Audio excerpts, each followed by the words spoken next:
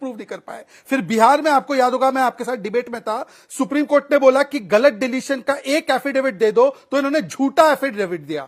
इनके पास एक सच्चा एफिडेविट जो गलत वोट कटा था उसका नहीं था। ड्रामा करने लगे कोर्ट में कि देखो हम इसको ले आए उसको ले आए, पर एफिडेविट ठीक से नहीं दे पाए। आज वो योगेंद्र यादव जो राजदीप के शो में बैठ के हरियाणा में हवा चल रही है, सुनामी चल रही है, ये प्रिडिक्शन कांग्रेस के पक्ष में कर रहे थे। इस केस में इस तरह की किसी नाम शामिल नहीं, चर्चा खेलने का मामला है, इससे मुझे कृपया बात है। धन्यवाद, माफी चाहूंगा।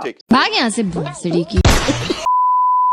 हेलो दोस्तों, स्वागत है राष्ट्रवादी लाइव यूट्यूब चैनल में। इलेक्शन कमीशन द्वारा चलाए जाने वाला SIR अलग अलग राज्यों में वोटर शुद्धिकरण के लिए समय समय पर इसमें लाखों नाम जोड़े और काटे जाते हैं, जो कि संविधान में इसका प्रावधान भी है। अब विपक्ष जो लगातार चुनाव का हार सामना कर रहे हैं, इस हार की हताशा से इलेक्शन कमीशन के इस SIR को असंवैधानिक करार देते हुए इलेक्शन कमीशन के खिलाफ सुप्रीम कोर्ट गए थे, जिसका फैसला सुप्रीम कोर्ट ने सुना दिया है और साफ साफ कहा है कि इलेक्शन कमीशन द्वारा यह SIR पूरी तरह संवैधानिक है और यह देश के लिए जरूरी भी है। सुप्रीम कोर्ट के इस फैसले से विपक्ष को बहुत सदमा लगा है और टीवी डिबेट में आकर इनका दुख साफ साफ दिखाई पड़ रहा है। आज की डिबेट इसी सारे मुद्दे पर आज तक चैनल पर हो रही होती है, जिसमें अराजकता को बढ़ावा देने वाला एक्टिविस्ट जो अपने आप को बहुत बड़ा राजनीतिक विश्लेषक बताता है, योगेंद्र यादव, टीवी डिबेट में इसका रोना धोना साफ साफ दिखाई दे रहा था और गलती से बीजेपी प्रवक्ता शहजाद पूनावाला के हत्थे चढ़ गया, जिसे शहजाद पूनावाला ने डिबेट में एंकर के सामने ही जमकर पेल दिया, जिसे देखकर आपको बहुत ही मजा आने वाला है। डिबेट बहुत ही मजेदार होने वाली है। आपसे अनुरोध है डिबेट को आखिर तक देखें और यदि चैनल पर नए हैं तो चैनल को लाइक सब्सक्राइब कर दें। चलो भाई,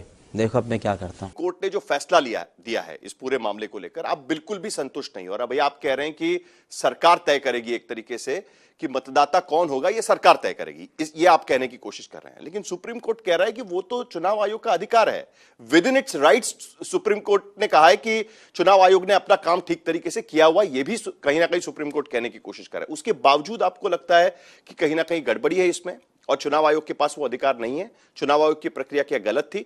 इस बारे में आपकी प्रतिक्रिया जानना। सरकार अपनी मनमर्जी से इलेक्शन कमीशन चुनेगी, जिसमें सुप्रीम कोर्ट कुछ नहीं कर पा रहा है, और आज के निर्णय के हिसाब से चुनाव आयोग अपने तरीके से कोई भी SIR कर सकता है। ये होने का मतलब ये होगा कि अब बीजेपी अपने मन से करेगी, ये इसका परिणाम है। मैं किन किन चीजों से सहमत हूँ, देखिए बहुत एक बड़ी बात इस फैसले में यह भी लिखी गई है कि आपका नाम पहले वाले वोटर लिस्ट में था, उसके बावजूद भी उस पर सवाल उठा सकता है चुनाव आयोग। अगर आपने डॉक्यूमेंट्स दिए हुए हैं तब भी चुनाव आयोग इस बारे में सवाल उठा सकता है। और इतना ही नहीं, उन्होंने यह भी कहा है कि अगर किसी वोटर को यह आशंका है कि गलत तरीके से मेरा नाम काटा गया, तो उसके पास भले सारे ऑप्शंस है कि वो जाकर अपनी सुनवाई करा सकता है। यानी प्रोसेस को लेकर भी सुप्रीम कोर्ट कहता है कि बिल्कुल सही है जो चुनाव आयोग कर रहा है और वो उनका अधिकार है।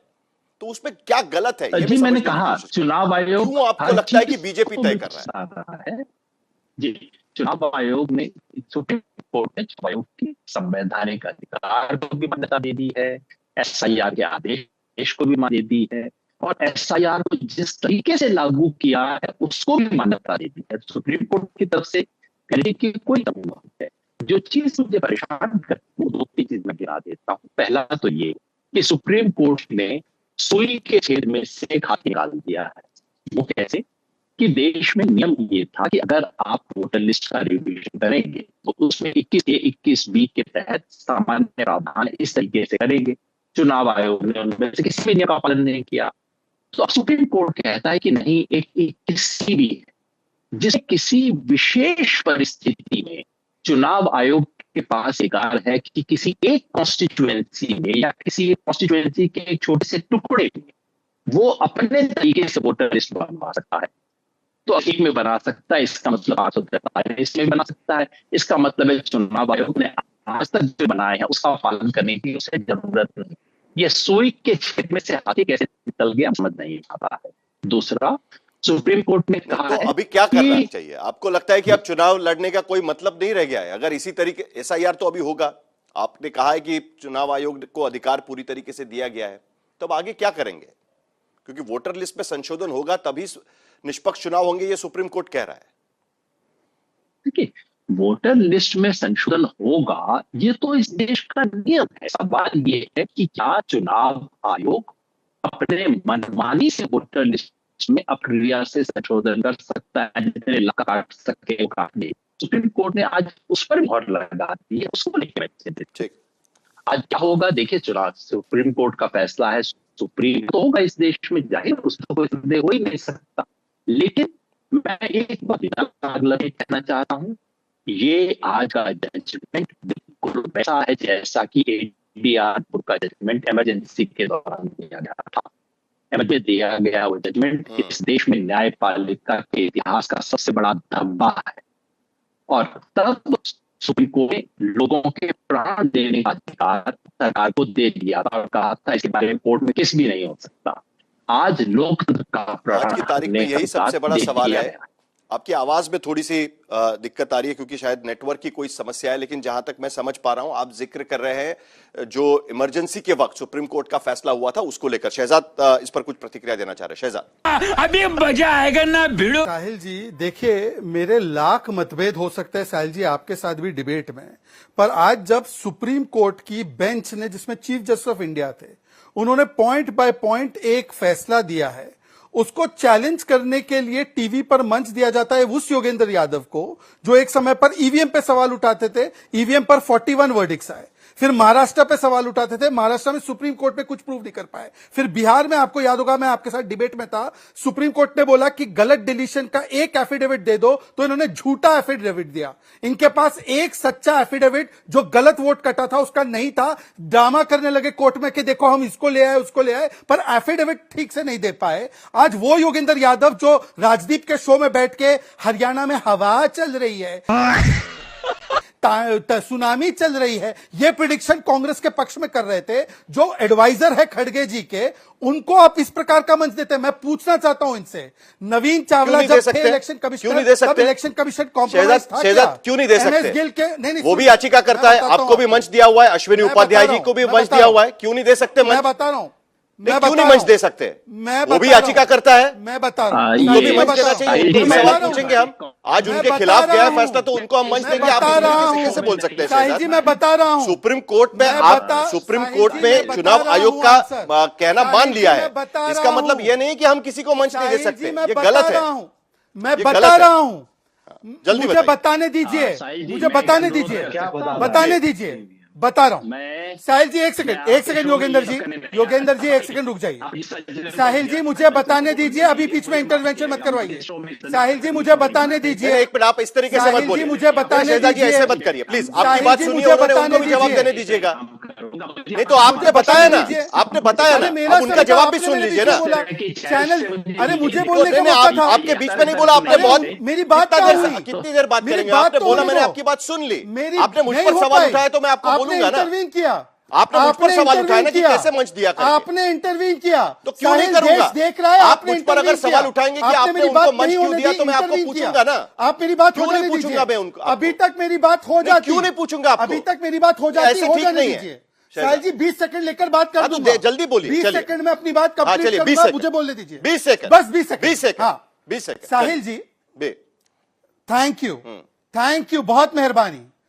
साहिल जी, हमारी संवैधानिक व्यवस्था में जब कोई संवैधानिक सवाल पैदा होता है और उसका अगर निराकरण नहीं हो पाता है तो हम सभी लोग अपनी कलेक्टिव आस्था सुप्रीम कोर्ट में रखते हैं, और एक बार सुप्रीम कोर्ट ने संविधान की व्याख्या करते हुए एक निर्णय दे दिया तो हम सभी लोग मानते हैं, चाहे ये पक्ष का फैसला हो या वो पक्ष का, सुप्रीम कोर्ट की बात हम मानेंगे। आज योगेंद्र यादव उस व्यवस्था को का प्रतिभाग होना चाहता है। मैं पूछना चाहता हूं, ईवीएम पर फैसला स्वीकारते हैं ये, या ईवीएम के खिलाफ क्या प्रूफ दिया इन्होंने?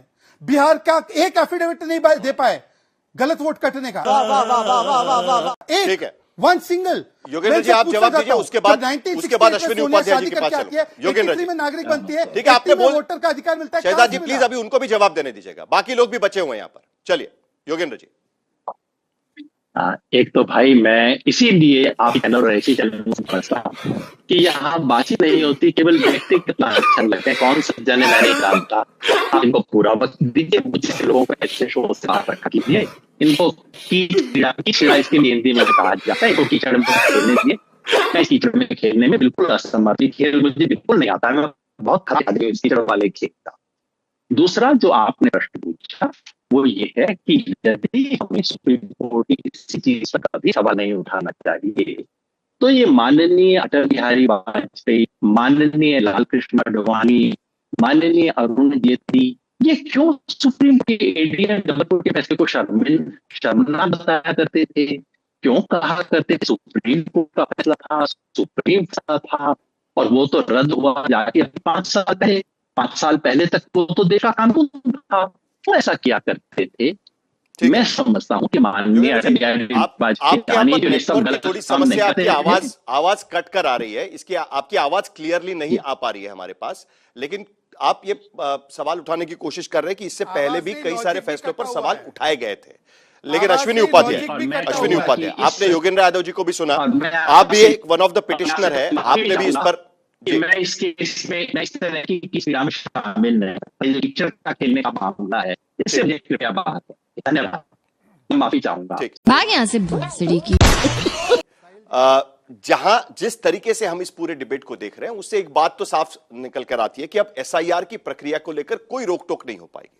आपने भी सुप्रीम कोर्ट का फैसला सुना है। दो बड़ी इंपॉर्टेंट बातें हैं कि यह भी सुप्रीम कोर्ट कहने की कोशिश कर रहा है कि अगर जिनके नाम कटे हुए हैं उनके बारे में 4 हफ्ते के भीतर यह भी कार्रवाई शुरू हो जानी चाहिए कि क्या वो नागरिक है कि नहीं है, और वो कॉम्पिटेंट अथॉरिटीज को दिया जाए। तो अभी ये मौका नहीं रहेगा ये कहने का कि बस उनके नाम कट रहे हैं कि जिनका नाम, और यह भी सुप्रीम कोर्ट कह रहा है कि सिर्फ नाम कटा, इसका मतलब यह नहीं है कि वो नागरिक नहीं है। यानी वो भी एक बात बताई जाती है, बार बार प्रचार किया जाता है, वो भी प्रचार नहीं चल पाएगा। देखिए साहिल जी, मैंने 2017 में पीआईएल फाइल किया था और मैंने पूरे राज्यवार आंकड़े दिए थे, और उस समय कहा था 2017 में कि भारत में 5 करोड़ पाकिस्तानी, अफगानिस्तानी, रोहिंग्या, बांग्लादेशी, कुकी, टोटल 5 करोड़ घुसपैठिए रहते हैं। और मेरी पीआईएल आज भी सुप्रीम कोर्ट में पेंडिंग है। किसी राज्य सरकार ने यह नहीं कहा कि जो मैंने आंकड़े दिए वो आंकड़े गलत है। दूसरा, एसआईआर पे टोटल 22 पीआईएल फाइल हुई थी। एक पीआईएल थी कि एसआईआर रेगुलर इंटरवल पे होना चाहिए, पूरे देश में होना चाहिए थे, वो मैंने फाइल किया था। 21 पीआईएल आई थी इसके खिलाफ, एसआईआर के खिलाफ। तो यहां सुप्रीम कोर्ट में लड़ाई 1:21 था। योगेंद्र भाई भी उसी में थे, टीएमसी के सांसद थे, आरजेडी के सांसद थे, आम आदमी पार्टी के सांसद थे, और भी बहुत सारे नेता और सोशल एक्टिविस्ट थे। बहुत सीधी सी बात है, वोटर लिस्ट में नाम के लिए 3 कंडीशन होनी चाहिए। पहला, वो भारत का नागरिक होना चाहिए, दूसरा 18 साल का होना चाहिए, तीसरा इसी एरिया में रहना चाहिए। और वोटर लिस्ट बनाना इलेक्शन कमीशन का काम है। तो स्वाभाविक सी बात है, इलेक्शन कमीशन ने 3 चीज चेक करेगा ये भारत का नागरिक है कि नहीं, 18 साल का हुआ कि नहीं हुआ, और उस एरिया में रहता है कि नहीं रहता। इसलिए बहुत कॉमन सेंस है, इसमें इतनी ज्यादा संवैधानिक व्याख्या की जरूरत ही नहीं। समस्या क्या है? समस्या ये है, ये 1946 में जो फॉरेनर एक्ट बना, ये इतना घटिया सड़ा हुआ एक्ट था जो 2025 में बदला गया। इसके कारण पूरे पाकिस्तानी, अफगानिस्तानी, बांग्लादेशी, कुकी सब आते चले गए। उसके बाद जो समस्या हुई, आधार एक्ट से हुई। ये आधार एक्ट ये कहता है कि जो आदमी 6 महीने भारत में रह ले वो आधार बनवा सकता है। और आधार बनवाने के लिए क्या चाहिए? कोई पार्सल लिख के दे दे, कोई प्रधान लिख के दे दे, या वो एक रेंट एग्रीमेंट बनवा के कह दे कि मैं इस एरिया में। आधार कार्ड तो वैसे भी नागरिकता का प्रमाण होता नहीं है। हाँ, लेकिन पहचान का प्रमाण है, वो पहचान का प्रमाण है। यस, एग्जैक्टली हमारा यही आर्गुमेंट था। लेकिन होता क्या है कि आधार बनवाना सबसे आसान है साहिल जी, और जैसे ही आधार बनता है वो पूरा विंडो खोल देता है। एक आधार बनवा लिया, आधार दिखा के राशन कार्ड बनवा लिया। जब 2 डॉक्यूमेंट हो गया तो 2 से 3 बनवा अभी लिया। आपके नेता कह रहे हैं कि ये फैसला तो बिहार के मामले में है, क्या बंगाल के लिए अलग से पिटीशन होगा अभी? क्योंकि बंगाल के भीतर भी एसआईआर हो चुका है, या मुद्दा अभी छोड़ देंगे आप? नहीं, मुझे लगता है कि देखिए सबसे इम्पोर्टेंट मूड में है नहीं। नहीं, देखिए ये जो एसआईआर जो हुआ है ना, ये साइंटिफिक इनविजिबल रिगिंग हुई है। चुनाव में 27 लाख लोगों के पश्चिम बंगाल में नाम काट दिए गए लॉजिकल डिस्क्रिपेंसी के नाम पर। अगर ममता बंदोपाध्याय सुप्रीम कोर्ट नहीं जाती तो इन्होंने 1 करोड़ 33 लाख लोगों का नाम काट दिया था। उसके बाद में जो नाम जुड़े उसमें से अभी तक आप देखिए लोगों के नाम जुड़ रहे हैं, और अभी भी क्या है, इंफ्रास्ट्रक्चर नहीं है इनके पास में। और ये डिले, टाइमिंग पर इफेक्ट अब सवाल था, प्रक्रिया पर सवाल था। एसआईआर पहले भी हुआ है, एसआईआर की टाइमिंग और प्रक्रिया और इस हड़बड़ी में कितने लोग मरे, सुप्रीम कोर्ट की कोई टिप्पणी नहीं आती है उसके ऊपर में। यह दुर्भाग्य का विषय है कि देश की जनता के जो वोटर अधिकार है, ये जो संवैधानिक पदों की बात कर रहे थे मेरे भाई भारतीय जनता पार्टी के प्रवक्ता, संवैधानिक पदों के साथ कैसे खिलवाड़ हुआ? 20 तारीख को दिनेश चंदेल को ईडी गिरफ्तार करती है, लेकिन और उसके 30 तारीख बावजूद को छोड़ देती है। नहीं, संवैधानिक पद पर नहीं, लेकिन उसके बावजूद साहिल जी, इस सारी चीजों का जवाब तो सुप्रीम कोर्ट ने ही दे दिया है। सुप्रीम कोर्ट का आदेश आप सुन लीजिएगा, अगर नहीं है तो पढ़ लीजिएगा। उसका सारे चीजों का जवाब तो सुप्रीम कोर्ट ही दे रहा है ना। सुप्रीम कोर्ट ये कहने की कोशिश कर रहा है कि भाई सारी प्रक्रिया फॉलो की गई है।